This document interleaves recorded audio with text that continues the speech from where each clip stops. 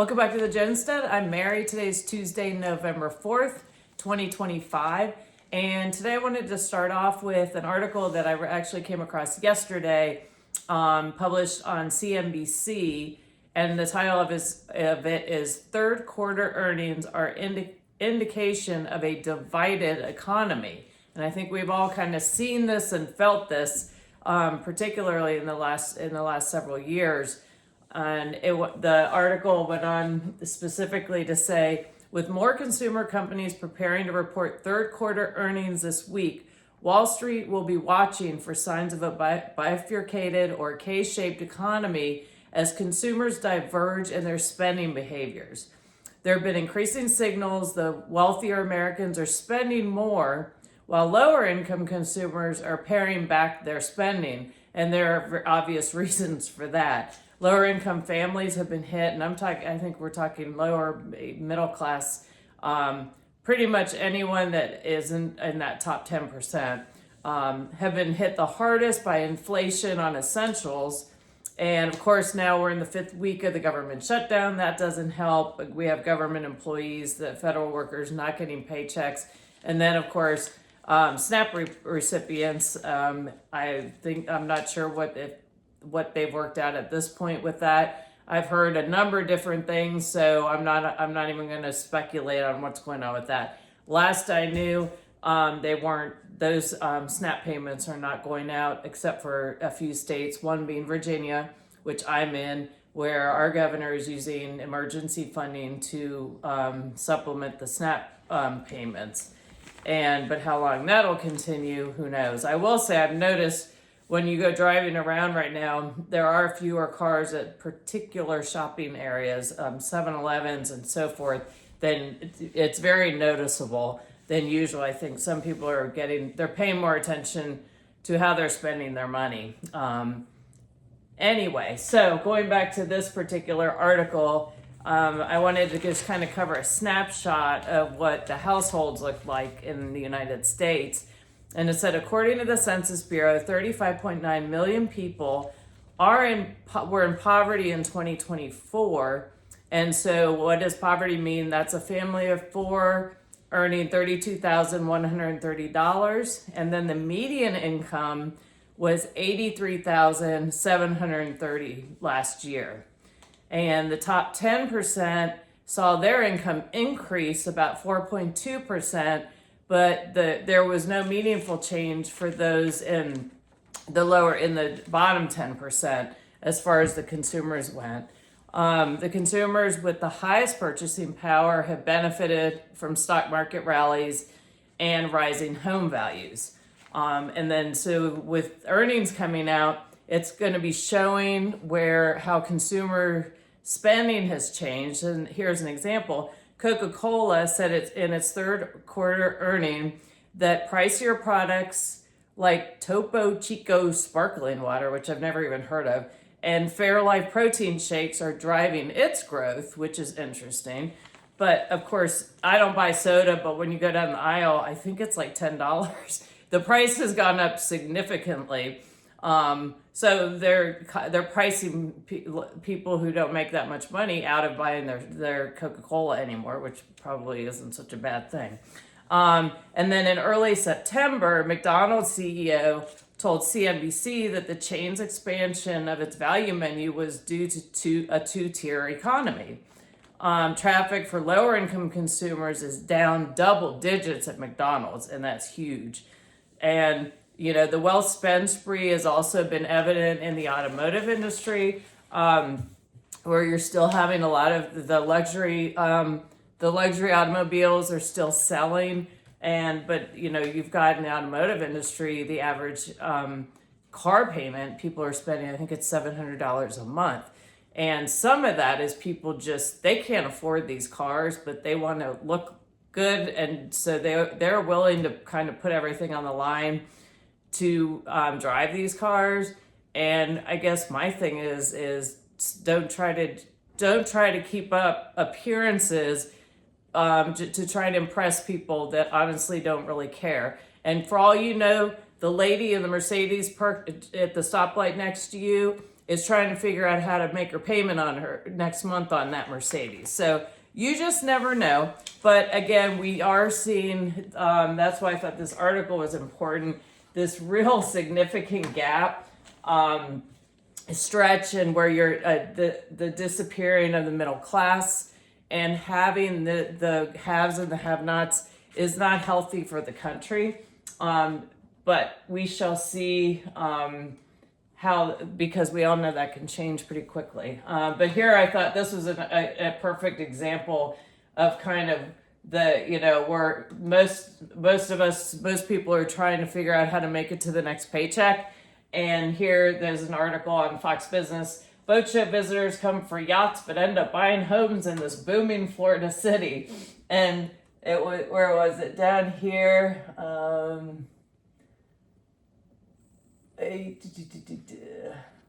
I'm sorry, let me find this. I wanted to find this quote, basically, where it was talking about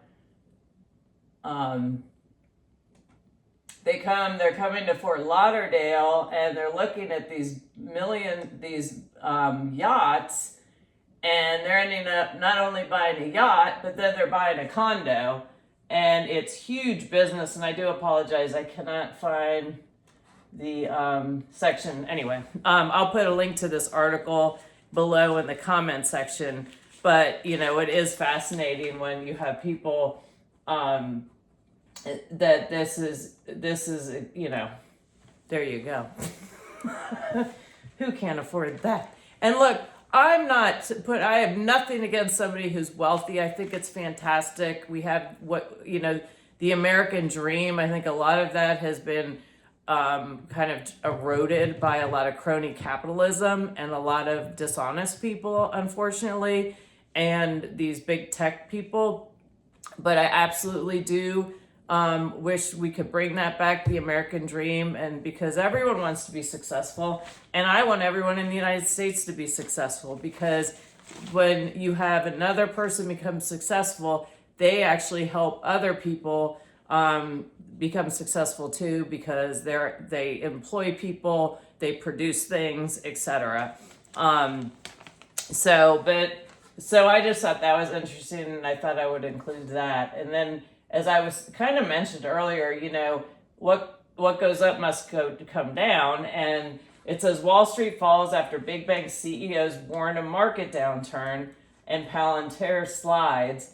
And again, if you have a lot of people that they have all their money, all their eggs in one basket, so to speak, and the carpet gets pulled out from under them, like what happened in 2008, you could see a significant shift in what's going on in the economy. And so this was reported. You had the CEO's warning, and then today on CNBC, NASDAQ sell-off worsens with tech benchmark down 2% on AI valuation worries, as we've talked about that AI tech bubble, and Palantir decline. And down here, there was, it says, comments from chief executives at Goldman Sachs and Morgan Stanley added to the loss of confidence among investors Tuesday. Overnight, Goldman's David Solomon said it's likely there will be a 10 to 20% drawdown in equity markets sometime in the next 12 to 24 months. Morgan Stanley CEO Ted Pick also said, we should also welcome the possibility that there would be drawdowns, 10 to 15% drawdowns that were not driven by some sort of macro cliff effect. And again, going back to this big bifurcation in the wealth factor, this stock bubble, this been going. A lot of people have made a lot of money in the stock bubble, and I think that the smart ones will continue to maintain their wealth. The ones that are taking risks, and we've seen with these with some of the subprime bubbles that are bursting and the cracks in the financials, that there are a lot of things to be concerned about. And I just think it's really important for all of us to be aware of this. I also wanted to, and then we of course had reports now, IBM cutting thousands of jobs in the fourth quarter. I think as you're seeing these companies coming out with their reports, you're going to see layoffs, because then it shows their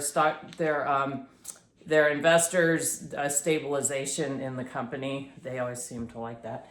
So along with when we were talking about inflation and the impacts that it's having on the consumer, and the differences with the wealthy versus the not particularly wealthy, we've seen a big change as far as with food. Obviously, tremendous inflation there.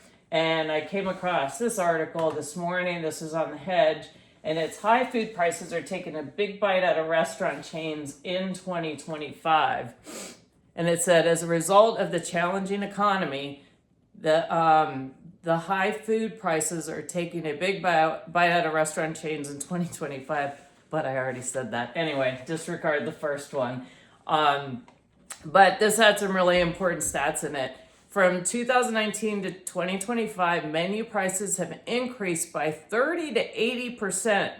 And what do we always hear? That there's no inflation, or it's only 3%? Anyway, McDonald's, their prices have spiked 40% since 2019. Waffle House and IHOP struggling with price jumps as high as 80%. And then 15 chains have filed for bankruptcy in 2025. And then you've seen a 50% surge in restaurant bankruptcy. And, on top of that, I think in some cases, people have shown a willingness to pay a little more when they go out to eat, but not if the service is terrible. And we've seen a lot of that. That's been lacking big time. And so I think, a lot of us are willing to pay maybe a little more. I don't eat out a lot, hardly ever. But if the service is bad, there's no way I'm going to go back, and I'm certainly not going to pay more. But here's a list of just a couple examples of some of the biggest revenue losers. KFC estimated $250 million in losses. Chipotle, $150 million. Popeyes, $91 million. TGI Fridays, $100 million, and it's an ongoing bankruptcy. In fact, there's a vacant one up the street from us.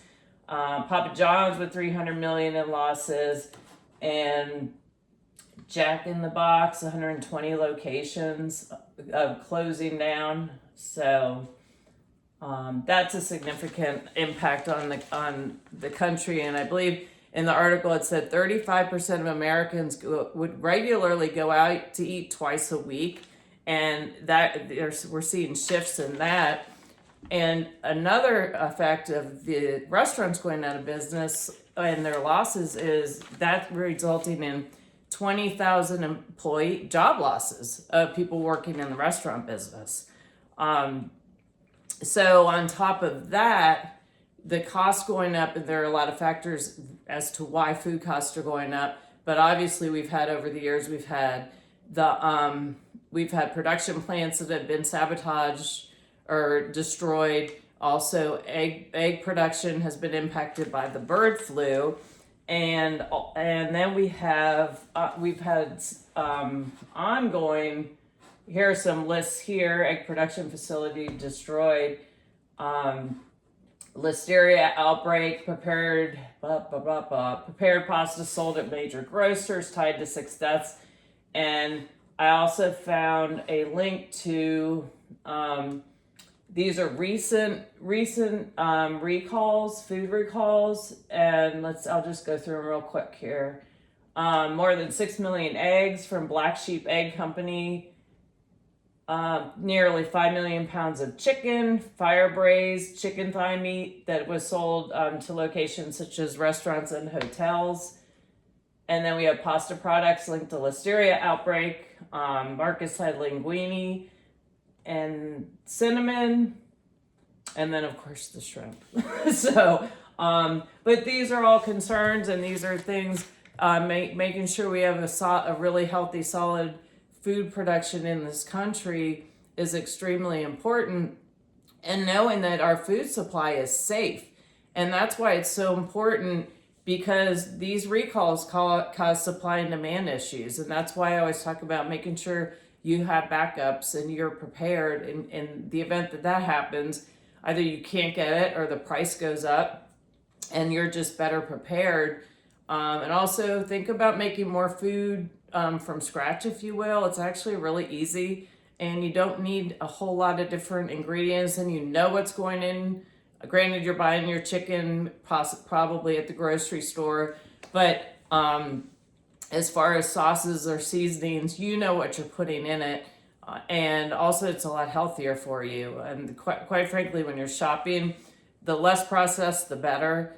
And, look for products, the fewer ingredients, the better as well. But again, it just goes back to preparedness and always kind of trying to stay ahead of these challenges that we're facing, be it the economic, be it supply chain challenges, and being as best prepared as you can to weather the financial storms that seem to have been brewing. As our country's still $38 trillion in debt, and that's continuing to grow. And then we're seeing just a tremendous changes in our economy, in our production and manufacturing and so forth. So I think it's important to stay informed on these very important issues and do what you can to be best prepared for them. And I hope you found this helpful and interesting. And I thank you for watching. I look forward to talking to you all again soon. Have a great day.